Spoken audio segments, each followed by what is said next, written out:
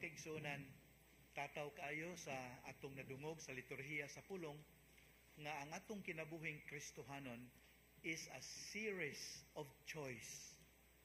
Either paghangop o pagsalikway sa mga pagtulunang Kristohanon. So duhara, either we accept or reject the teachings of Christ. On a daily basis, pinaagi sa itong mga desisyon o sa atong mga pagpili. That's Christian life.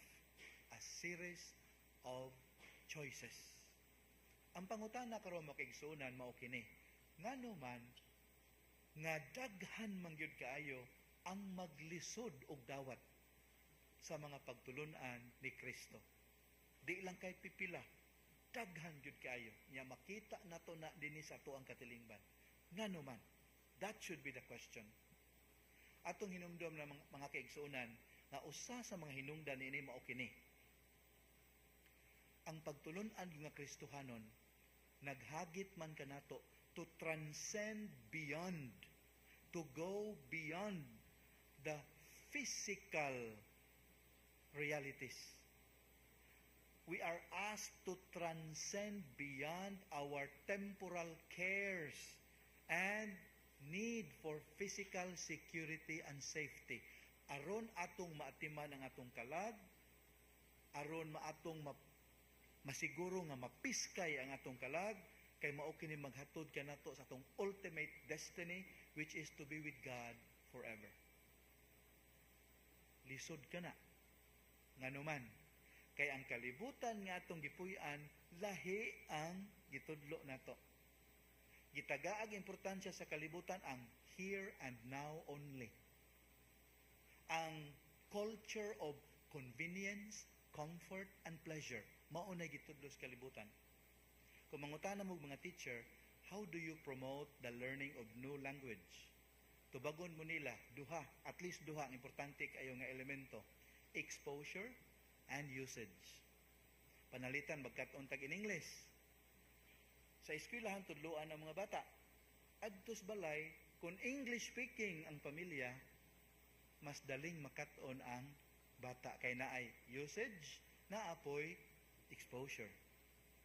Sa lingwahe na siya, labaw na sa pagtuman sa Kristohanong pagtulunan. Dire walihan ta mo, unsay sakto.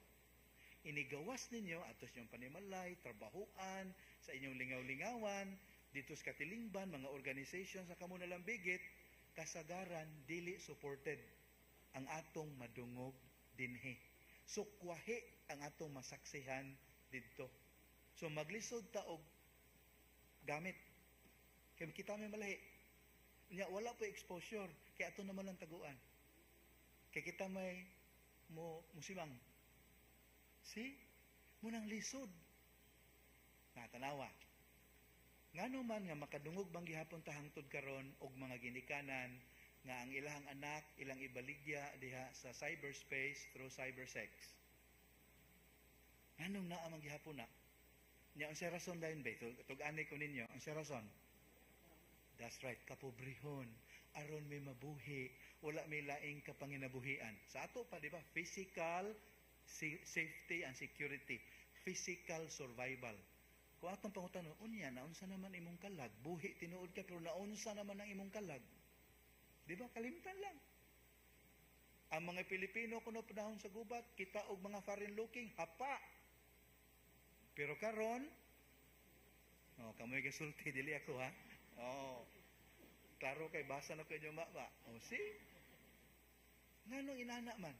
Again, practical kuno. Practical ta karong panahon na. Okay, practical man, di ba? Physical? Di ba temporal? So what happens to the spiritual? What happens to the eternal? Munang lisod ang pagtulunan ni Kristo. Ayaw ninyog tinguhaa ang makaon nga mabusog kamo apan gutumon gihapon kamo. Ang mukaon sa kong lawas ug dugo dili na gayud gutumon. Kinsa may makadawat kuno ana nga pagtulunan nga inigkutoy sa tiyan, willing matamubuhat bisag unsa, aron lang gyud masudlan. Munang lisod ay ang pagtulunan. Akong balikon, difficult because it requires us to transcend beyond earthly aspirations and temporal concerns for safety, security, and survival.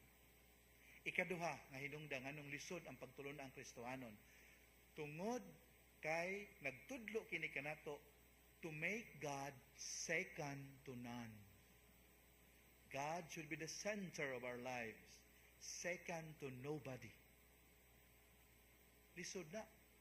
Kay unsay gitudlo sa kalibutan nato, na ako'y nadungog ng speaker, makaigsunan, may kaya pagka-explain. Ang kalibutan niya itong gipuy-an karon, ma-describe na ito nga secularized. Unsay pasabot ang secularized? Gihiklin ang Ginoo sa daplin, ang gipatunga ang tao. Nganuman, kay ang Ginoo, ang relihiyon, ang pagtuo, makapugong sa kalipay sa tao ug makabalda sa human progress. Mas maay ng sentro ang tao aron makapatuyan siya sa iyang gusto. Maunay gitudlo sa kalibutan. Pero ang simbahan nagtudlo kanato, make God the center of your lives. Is that supported in the world? No. Unang lisod. Tanawa. Kaniadto, if we reckon time, kinsay ato ang point of reference. Di ba ang Christ event? Muna may ingon ta kaniadto nga before Christ. BC. Di ba? Tanang history books. Karaang history books. BC, before Christ. Unya, AD.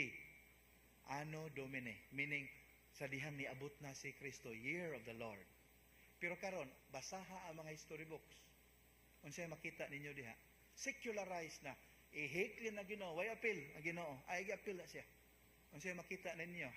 Imbis BC, ang makita ninyo BCE. Before Common Era. Nya imbis AD, CE, Common Era. Oh, ngano man na? Ayaw gi-appeal si Lord. Way labot Ginoo da, samok-samok na Ginoo. Kita mo ay center. Mo na kalibutan atong gipuy-an. Tanawa sa ubang mga nasod nga highly industrialized. Dako kang isyu kumingon ta nga Merry Christmas. Unsa may ilang kahadlokan ng termino nga Merry Christmas? Christ. So unsay basaha, makita nito sa mga cards, sa mga unsay common ron. Happy holidays, seasons greetings, Yuletide season. Nawa Christ. Pero ang reason sa Christmas is Christ. Pero wag ta igapil na Ginoo, wala apil. Wala bot na Ginoo aron maka-celebrate pug apil ang mga Muslim o mga di mo tuong Kristo, ay apil na, no greetings o Merry Christmas. That's the world we live in. Nya, masayon dahil ang atong kinabuhing Kristohanon, lisod. Munang daghan ang dili makadawat sa iyang pagtulunan. Unang leksyon na ito, makikisunan maukini. Isip Kristohanon, gipapili ta, today, matud pa sa first reading, today, we have to make a choice. Mudawat ta sa Kristohanong pagtulunan o ato kining isalikway. Kung mudawat ta, maghatod kini sa kinabuhing dayon. Apan kung atong isalikway kini, whether we like it or not, matud pa sa kasulatan, maghatod kini kanato sa kamatayon. Proverbs 16:18. Pamalandungin ninyo sa inyong balay. Proverbs 16:18. Inikalawat nato atong hangyoon ng Ginoo nga langitong Amahan, pinagiunta sa among pagkalawat matag misa, liguna ang among kaugalingon, ilabi na ang amo ang lawas haron makasukol kini sa desire sa mga kailibgon ug mga kahilig. Kay matud pa sa imong anak Ginoo, the spirit is willing but the body is weak. May the Eucharist strengthen also our body to resist the ways of this world in order for us to become counter-cultural. Amen.